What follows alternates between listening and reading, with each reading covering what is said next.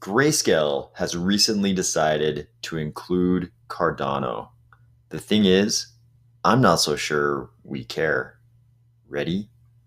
Let's go. In the Cardano neck of the woods, we're all really excited right now about Alonzo smart contracts hitting the mainnet in the next couple of months here, and what that might mean for adoption and a newfound respect for our project.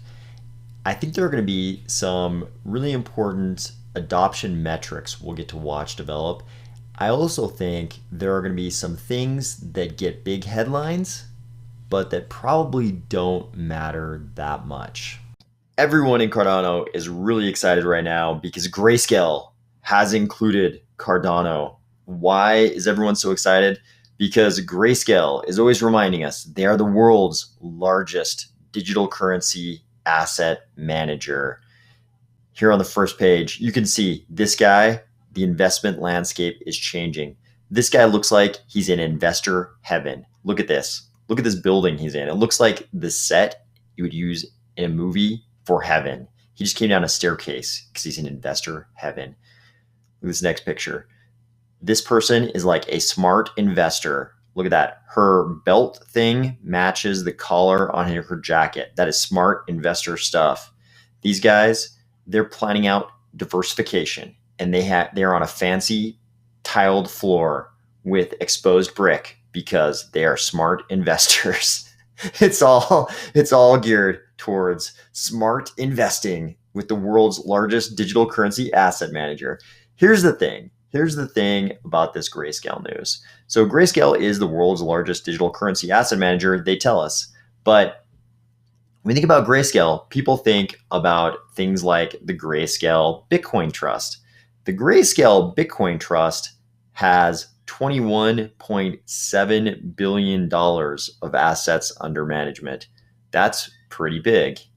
The Grayscale, so there's another smart investor in a smart cafe where she could do smart investing with Grayscale. The Grayscale Ethereum Trust has 6.6 billion assets under management. This would have been crazy. When I first got into crypto, if I would have known there were going to be funds with assets of this magnitude under management, it would have blown my mind. But here we are seeing this. So Cardano is not a part of either of these two funds. No, Cardano is a part of the Diversified fund. So Grayscale has all of these individual funds, and they have funds for things like Horizon, LivePeer, Zcash, Filecoin, Decentraland. No, we're not a part of the single asset. We don't have a single asset fund yet. Maybe we will soon.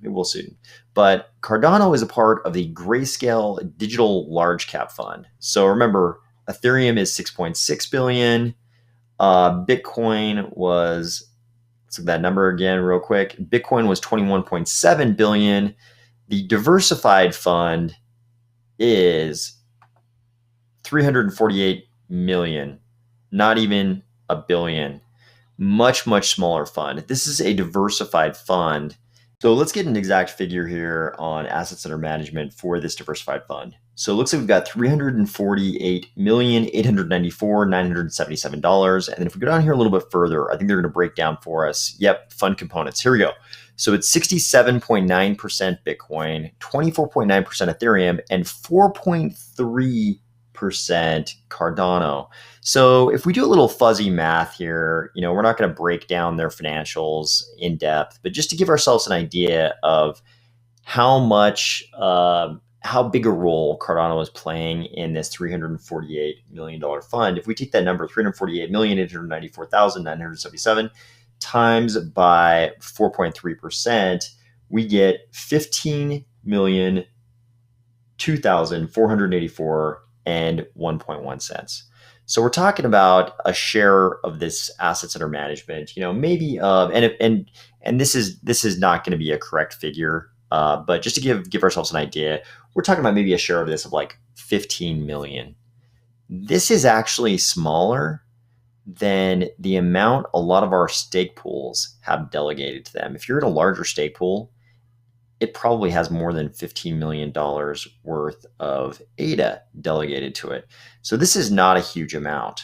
This is not a gigantic amount. I mean, this is a this is a this is a group that has funds that have tens of billions of dollars in them, and we're talking about maybe a share that's like maybe equivalent to like 15 million. So it begs the question, if they've got 21 billion in their Bitcoin trust, they're dealing with tens of billions of dollars here. What are they doing messing around with something that might be on par with like 15 million bucks worth of Cardano? I think their about page here might give us a clue. So they tout a few figures. They say their total assets under management, all their funds, 40.3 billion. We know that like 21, almost 22 billion of that is their Bitcoin trust. And they also tell us over here on the far right, they have 74% coverage. Grayscale's products cover over 70% of the digital currency market. And this was one of the first things they referenced when they announced to us that they were including Cardano. In that initial tweet thread, they told us, hey, welcome aboard, Cardano. And then the comment right below, Grayscale Digital Large Cap Fund is a passive rules-based strategy that seeks to provide exposure to 70% of the digital asset market. We adjusted the portfolio of Grayscale Digital Large Cap Fund by selling certain amounts of the existing fund components in proportion to their respective weightings and using the cash proceeds to purchase Cardano. This table shows the fund's weightings as of July 2nd, 2021. So they're kind of telling us, hey, we have a rules-based strategy, and the goal of that strategy is to provide exposure to 70% of the digital asset market. And it looks like Cardano got too big. So here you go. Cardano, we sold off a little bit of everything, it sounds like, and we included 4.26% of Cardano because it's probably a lot easier for them to make this claim about the 70%. I think also they probably didn't want to get caught sleeping. They didn't want their investors. They know Alonzo Hard Fork Combinator event is coming. It's coming. We don't know if it's going to be September, October. I wouldn't even be shocked if it was November, but it's coming like this autumn. And I think they know there's a pretty good potential, or they probably fear there's a pretty good potential that Cardano is going to go on a run. And there's going to be a lot of their investors, if they didn't include Cardano in some way, there'd be a lot of investors asking them, hey, were you guys just sleeping on this? How come Cardano, which already has these we won't get into the numbers for this year, but I think if you follow the markets, you know what Cardano has done this year versus Bitcoin and Ethereum. So they're probably already hearing those kind of things from their investors. And I think if they hadn't included Cardano in this diversified fund, it would have been hard for them to justify how they have a fund with 70% exposure to 70% of the market, and it's not including an asset that's become as big as Cardano. It's helpful to understand a little bit of background on Grayscale. Here's Grayscale's annual report, Form 10K. They have to file this with the SEC annually. It's an annual report. If we go down here to page 17 of, I believe this is their most recent 10K. If we go down to 17, we find out, first thing, let's see, the trust sponsor is Grayscale Investments, a Delaware limited liability company and a wholly owned subsidiary of Digital Currency Group, DCG. What do we know about DCG? We know, if we go down here to page 63, that DCG, there's a section in these 10Ks all about risk factors. And in the risk factors, they tell us one of the risk factors is this: an affiliate of the sponsor that is a leading online news publication and data provider in the digital asset industry, whose publications could influence trading prices and demand for ETH. Both the sponsor and Coindesk are subsidiaries of Digital Currency Group. Remember, the sponsor was that entity, that Grayscale entity, and then DCG is the owner, I believe, of the sponsor. So Coindesk, all of a sudden we're like, oh, Grayscale is controlled by DCG, and DCG, Coindesk is a subsidiary of DCG.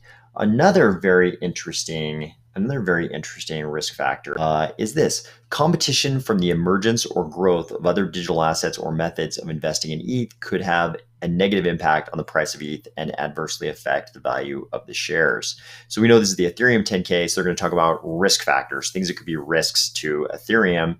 And they're saying, hey, another digital asset could emerge and affect the value of ETH. So as somebody in the Cardano ecosystem, you're immediately like, they're probably going to name Cardano. I mean, we're the fourth biggest project in the world. Of course, they're going to name Cardano. Then you come down here and you look at what projects they actually do name, and they say competition from the emergence or growth of alternative digital assets and smart contract platforms such as EOS, Tezos, Ethereum Classic, and Horizon could have a negative impact on the demand for and price of ETH. They're trying to name their competition and they name Horizon. They don't mention Cardano. They mention EOS, Tezos, Ethereum Classic, and Horizon. That's what they think of Cardano as far as it being a competitor for ETH. I mean, granted, they did just say such as. They didn't say, hey, this is an exhaustive list or these are ranked in terms of priority. They were just giving examples. But I think it's a little bit telling that they didn't even include Cardano. You could argue here they were not including Cardano because they're trying to name alternative digital assets and smart contract platforms, and smart contracts aren't yet running on Cardano. But to me, if I were writing this 10K and I were listing my competitors who might be risks as they emerge, I would definitely list Cardano here.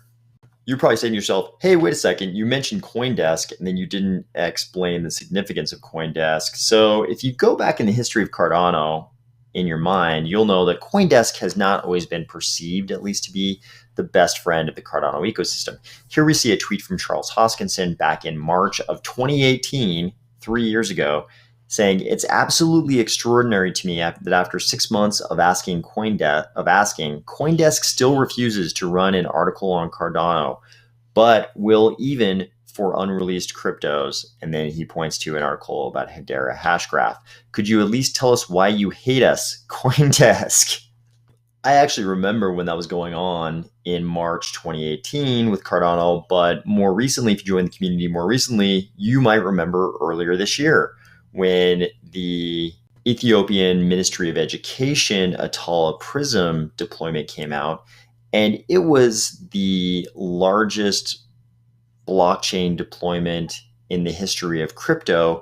And for some reason, Coindesk didn't seem to want to run an article about it. The entire Cardano community was up in arms, and Coindesk, it seemed like they kept coming up with the reasons why they were refusing to acknowledge that Cardano had brokered and was executing on this deal for the largest blockchain deployment in the history of crypto.